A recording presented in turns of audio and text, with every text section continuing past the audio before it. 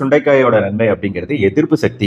சில ஆராய்ச்சிகள்ல வந்து herpes simplex virus, அதாவது ஈஸியா சொல்லி புரியணும்னா, இந்த அம்மை நோய் வந்துட்டு இருக்கு இல்லையா, இந்த அம்மை நோய்க்கு எதிரா இது செயல்படுமா அப்படிங்கிற மாதிரி ஒரு ஆராய்ச்சி. இந்த ஆராய்ச்சியில இதுக்கு நன்மைகள் நிறைய இருக்கு அப்படிங்கிறது தெரிய வருது. சுண்டைக்காய் சாப்பிடும்போது அம்மை நோய்க்கு எதிராக போராடக்கூடிய அளவுக்கு சுண்டைக்காயில நிறைய சத்துக்கள் இருக்கிறது தெரிய வருது. அம்மை நோய் மட்டுமல்ல, மற்ற தொற்று கிருமிகள், இன்ஃபெக்ஷன், இந்த காலத்துல வரக்கூடிய வைரல் பாக்டீரியல் தொற்று கிருமிகள், புண்கள், ஈவன் வாய்ப்புண்கள் இதெல்லாம் இருக்கும்போது நம்ம சுண்டைக்காய் சாப்பிடுறது நல்லது.